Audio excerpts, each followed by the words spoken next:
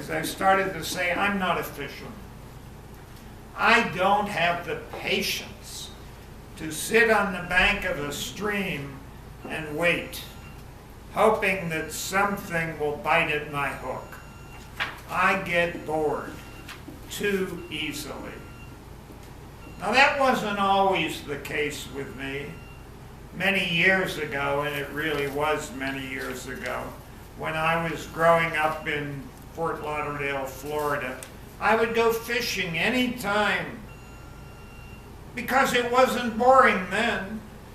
I could always count on catching something fairly easily and fairly quickly. The reason was the warm waters, ocean water, heated by the Gulf Stream, which teemed with fish. Even the tidal rivers and streams, which emptied into the ocean, were great for fishing.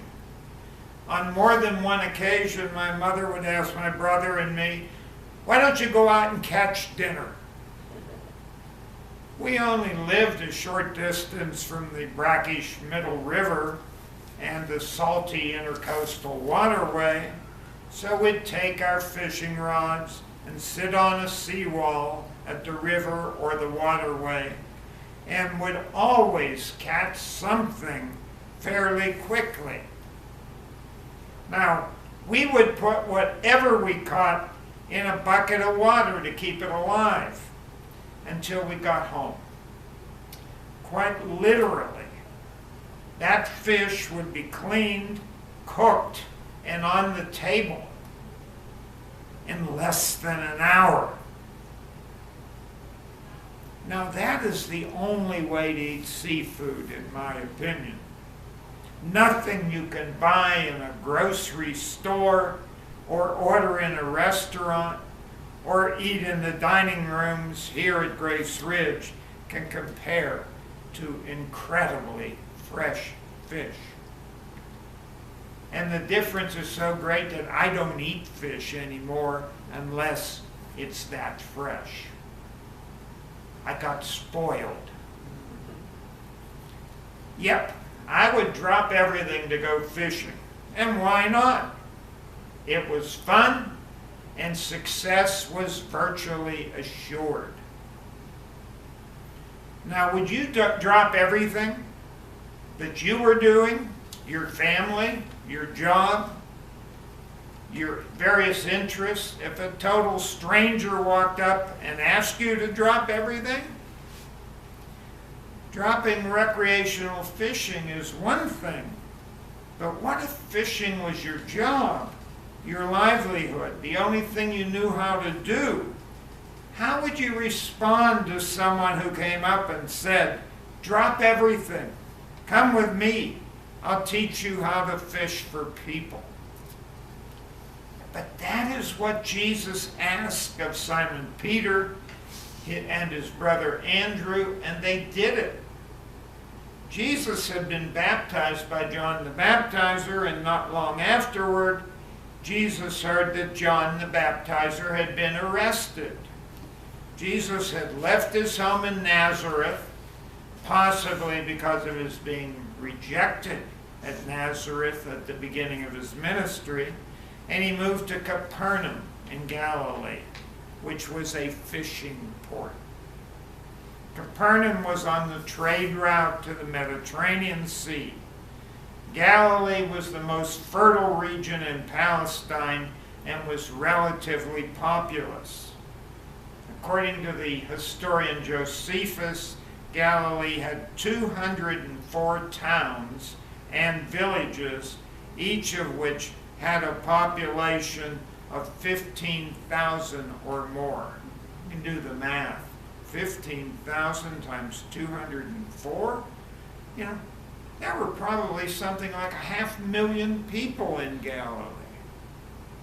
This was the heart of the region. And Jesus began his mission in the place with the largest number of people, so that they might have the opportunity to hear him. Now, Josephus also indicated that the that the choice of Galilee was ideal because the Galileans, quote, were ever fond of innovations and by nature disposed to changes, and they delighted in sedition. Kind of an interesting criterion. Josephus suggested that the Galileans were always ready to follow a leader, were brave, were never destitute of courage, and were ever more anxious for honor than for gain. These characteristics were fertile ground for preaching a new gospel, according to William Barclay in his writings on the book of Matthew. In addition to being a fertile agricultural area, Galilee was a major fishing region. So much so that there were hundreds of fishing boats on the Sea of Galilee, even though the sea really was not all that large. In fact, it wasn't much bigger than Lake James right here. It was only 12.5 miles long and 7 miles wide. And that isn't big to call it a sea. Yet Josephus reported on one occasion there were 230 boats assembled there to make up a naval armada. The boats were rather large for that time in history. One fishing boat, which was discovered in 1986, it had sunk and they found it and brought it up, was 26.5 feet long, 7.5 feet wide, and 4.5 feet high. It's pretty large for a boat. It was equipped with oars and with sails, and it took a crew of 5 to operate it. It even had cooking facilities on it so that they could cook dinner when they were out at sea, because they fished at night. And the boat was big enough to carry 18 people to help with the nets. Those things were pretty big. 2 of John the Baptizer's disciples had heard John's testimony about Jesus and had spent a day with Jesus, becoming convinced that he was the Messiah. They were Andrew and presumably John, the son of Zebedee, who became known as the beloved disciple, if you remember that. Andrew in turn told his brother, Simon Peter. John's brother James was also a disciple of John the Baptizer, and he similarly became aware of Jesus' identity. So none of those first 4 disciples were completely in the dark about Jesus. They knew who he was. And for the 4 of them, Andrew, Peter, James, and John, as fishermen, that was hard work. Work which was not at all lucrative. The fishermen were heavily taxed. They had to pay high fees in order to be allowed to fish. And if they didn't own their own boat, they had to pay high rent to use one. They fished by casting a large circular net into the water. There were weights that pulled the net down, trapping any fish inside. The nets were about 20 to 25 feet in diameter. Those are big things. Once the net sank, the fishermen would have to dive into the water and pull the fish out of the net one at a time and put them in a pouch. Or alternately, if they had enough people on the boat, they could pull up the edges of the net and shape it into a bag and carry or pull it to the surface. Excuse me. It was hard, darn hard, back-breaking work, but they were able to support their families at least by doing it. They scratched out a meager living while making Herod Antipas and the boat owners rich. It was a hard life. Into this situation, Jesus comes walking beside the Sea of Galilee. he sees Simon Peter and Andrew in their boat and calls out to them, telling them to drop everything and come with him. Similarly, James and John, the sons of Zebedee, were fishing with their father. They responded to the same invitation in the same way. The four of them knew who Jesus was, and they accepted his invitation without hesitation. Now, Eugene Peterson tells the story in his Bible paraphrase, The Message, this way. Walking along the beach of Lake Galilee, and you notice he calls it a lake, not a sea, of Lake Galilee, Jesus saw two brothers, Simon, later called Peter, and Andrew. They were fishing, throwing their nets into the lake. It was their regular work. Jesus said to them, "Come with me, and I will make a new kind of fisherman out of you. I'll show you how to catch men and women instead of perch and bass."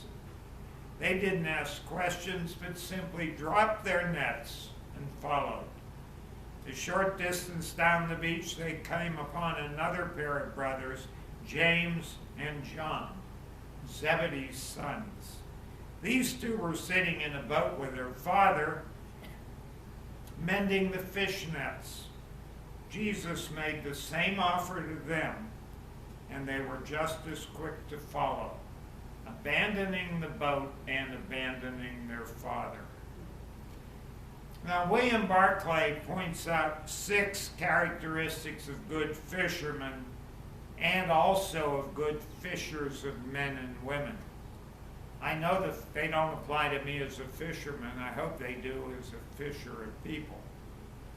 1, patience. When fishing, you must wait patiently and not make quick movements. In fishing for people, you must also learn to wait. Results are rarely quick. Perseverance. Both kinds of fishermen must never be discouraged, but always willing to try again. Fishers of men and women rarely see quick results. They must learn to wait. Courage.